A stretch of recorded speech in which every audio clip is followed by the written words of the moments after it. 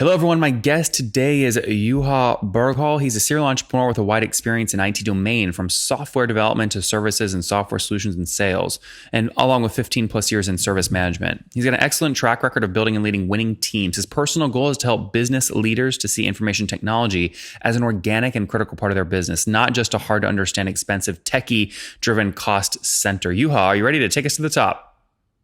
Yeah, let's go. Okay, so tell us what the company name is first, because you're going through a rebrand right now, and then help us understand what you do and what your business model is. Yeah, company name is still ServiceFlow, but we are rebranding ourselves, and the service or the product is already called oneio. And oneio is a business-to-business integration hub that enables these different business service providers and buyers like IT, customer service, facilities management, easily to integrate their subcontractors, internal teams without any technical development, just by subscribing to our service. And what's the pain? So someone that wants to do that right now without you, why is it painful? Well, it's painful because of typically this business service area, which is, for instance, IT outsourcing. We don't have any standards like you have in ERP, you have EDI or something like that. We don't have any standards. So it's really kind of integrating processes and data that is human-driven, so to speak. And also, the trend has been quite a while already, so that the companies are buying best of breed services, which means that they have multiple different suppliers and providers working together in order to provide the service. So if you address this thing with traditional way of building integrations from the scratch, you're never going to get there.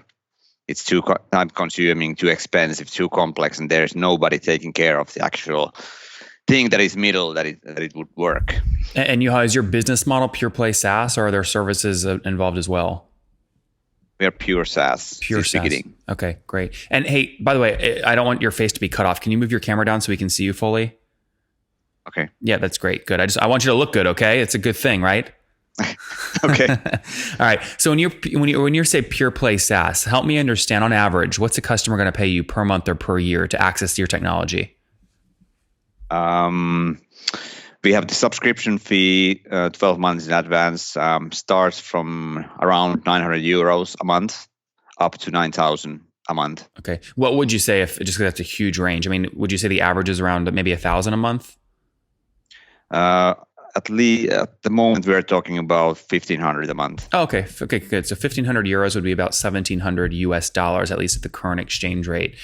Put all this on a timeline for us, Juha. When did you launch the company? What year?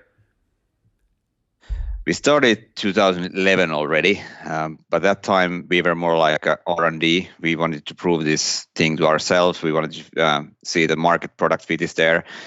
So it's kind of a really bootstrapping. We had our company, consultancy company, we were running at the same time. But I would say that we've been doing this as a day job, so to speak, since 2014, 15. Okay, very good. And you launched it, 2011 to 2014 was kind of, again, you pre-launch, I would say 2014, you're really getting in all the way. So you've been selling for 4 or 5 years now. How many customers have you scaled to today? Customer base is something like 40 customers, large enterprises. Yeah. If I take 40 customers times that average you just gave me of $1,700 US per month, that would put you at around 70,000 US bucks per month. Is that about right? 70. Well, the MRR at the moment is 160 euro. Yeah. Okay, 160,000 euro. Okay, so that's about 180,000 US dollars. So that's great. That what all that means is your if you have 40 customers, your average price point, they're each on average paying you about $4,500 a month. It's a little higher than the 1,800. Yeah, because the customers pay the subscription in order to access the hub, and then they pay per what they use, which means that how many connections they have, meaning the integrations. Really smart. So that's how it scales. Yeah, really smart. So typically when I hear something like that, you have, pricing models that are based on number of hubs plus access to the subscription, and you have a small number of customers, it usually means you have a really good expansion machine. You have a good way of getting customers to pay more each year. What if someone signs up with you? I'm going to make this up, for $1,000 a month today. Typically, how much will they expand from year 1 to year 2? At the moment, it has been something like 6 times that, I would say. They start, if you talk, well, first we have to understand who we sell to. So we sell to enterprises who have outsourced, and we sell to service providers. So let's take an enterprise like, let's say, Starbucks. They have outsourced for 50 different suppliers. So they start subscribing to a service, then they onboard the suppliers through the integration. So typically the first year it's something like 5 to 10 suppliers, 15 suppliers onboarded, which means 5 to 10 integration subscriptions to us. Because they are one, and it's not about technology. So it takes a while for them to figure out how they want to work with their suppliers. So it's also this kind of a use case and process work. So expansion revenue obviously drives growth, but you also then have new customer additions that drive growth. So if you're doing $180,000 a month today, what were you doing exactly a year ago? Double. So you were doing you mean year ago? Yeah. I think half of that. We grow something like 80%. So something like maybe about $95,000 per month a year ago. Something like that. That's great. And then look, any SaaS company, churn is really critical. What's your churn and how do you manage it? 0. And is that revenue churn or logo churn? Well, it's 0, so we don't actually have a churn. Well, you could have 0% logo churn and still have 5% revenue churn if there are downgrades. That's why I ask.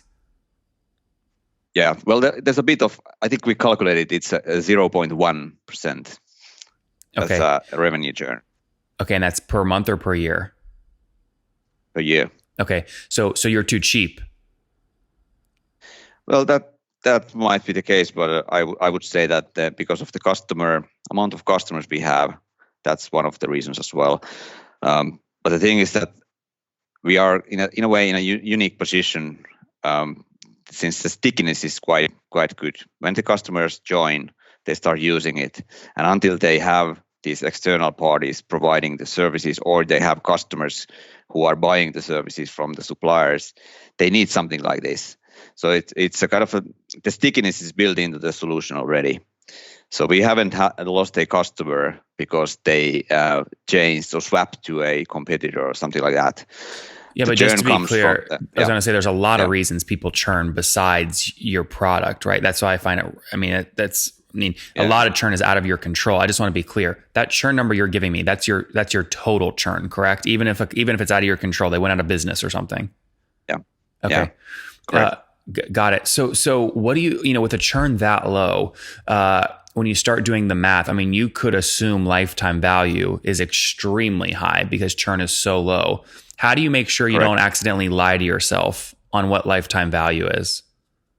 Well, we use 36 months as a calculation. You just stay conservative. When we have the LTV. Yeah.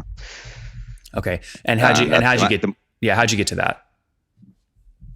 Well, that's kind of a standard in SaaS, as you know. Enterprise SaaS is 36 months. That's not standard at all. LTV is typically 1 divided by logo churn, and some people have 5 months, and some people have 300 months. Why do you say that's standard? Well, in this area where we operate, it's quite typical to use that as a calculation. Okay, so, where are you based? Finland. The whole team's there? We have a sales office in UK as well, but we operate from Finland. Finland. Okay, and what's the total team size today? 15. 15. Mostly developers? Yes. That's awesome. That's great. Juha, I'm loving this. Now, I'd love you even more if you've done this all bootstrapped. Have you raised capital? Well, actually, that's a good question. We finally decided to take some VC thingy last just around the summer. We took the first kind of So how much have you raised to date? Seed fund, 1.1 million euros. Okay, so it's about 1.4 million US dollars, something like that. Yeah, something like that. Did you do it? What's the funding environment like in Finland? Did you raise that company or that cash from investors in Finland? Yes. Okay, so tell me what it's like. Was it easy? Was it hard? How long did the process take? Around, I would say 6 months, something like that, because we were really, really conscious.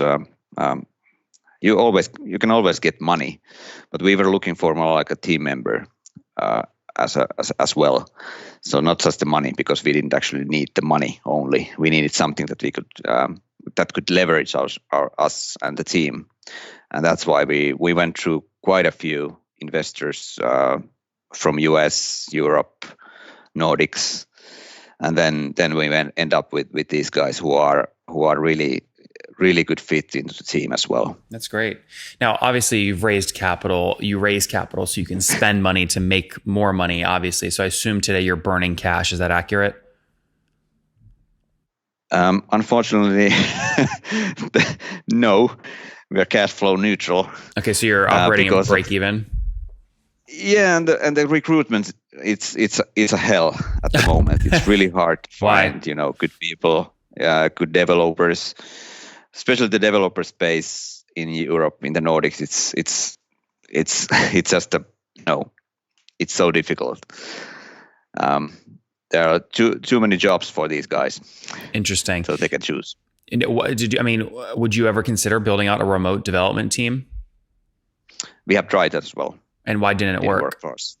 It didn't work because the thing that we do, it's from technology point of view, it's kind of I would say bleeding edge, and it's continuous delivery model. So we don't have this kind of a traditional maintenance breaks and stuff like that. So it's almost like, Sorry, just to be clear. So you're saying instead of working on like 2-week sprints or something, you do continuous integration. So you're pushing constantly the code.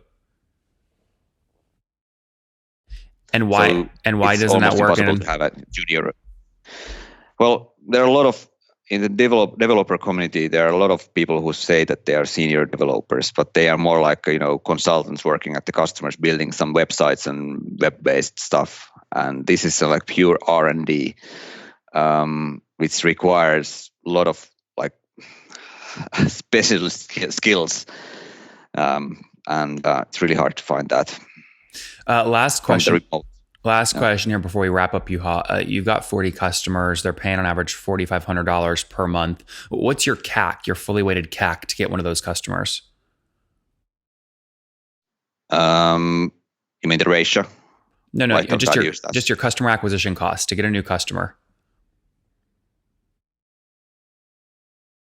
Can't recall the exact number, but I have the ratio of lifetime values last CAC. It's 2.2.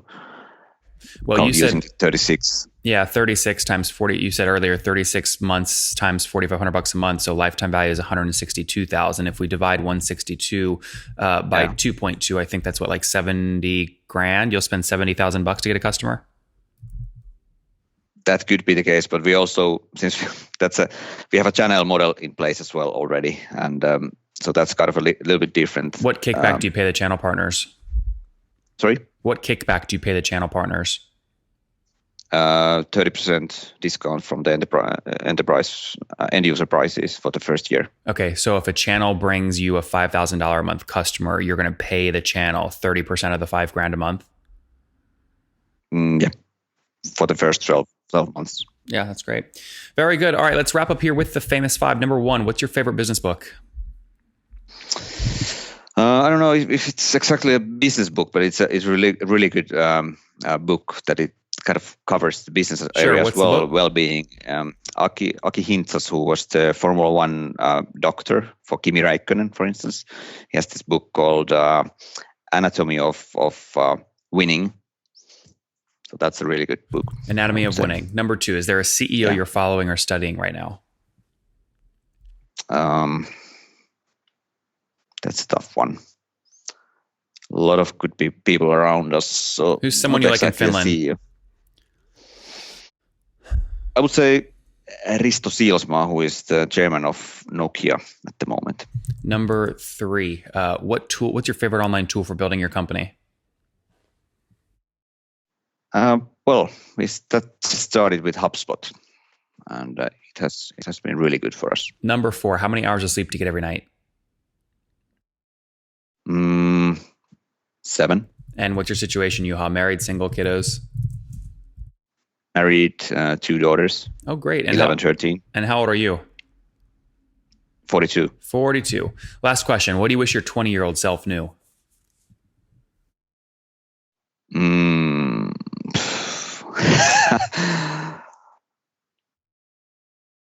That's a good one. A tough one.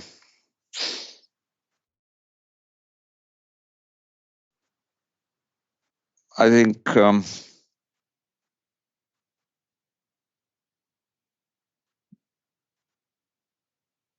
I would like that time to understand that the plans don't matter, but the planning does. Guys, plans don't matter. The planning does. His company, oneio, is really integrating business and connecting services. It's basically a B2B integration hub. They've just passed 40 customers, paying on average $4,500 a month, so $180,000 in monthly recurring revenue. That's up from $95,000 a month just about a year ago. They're operating at about break even. Just raised $1.4 million. Team of 15, trying to hire more developers, but ultimately it's a struggle in Finland because it's a specialized skill set he's looking for. The team, again, is in Finland and the UK. 0.1% revenue churn per year, so obviously really healthy economics. Lifetime value about 36 months or 162 grand. Spending about, call it 60, 70 grand to get a new customer, so 2.2 LTV to CAC ratio there. Juha, thanks for taking us to the top. Pleasure.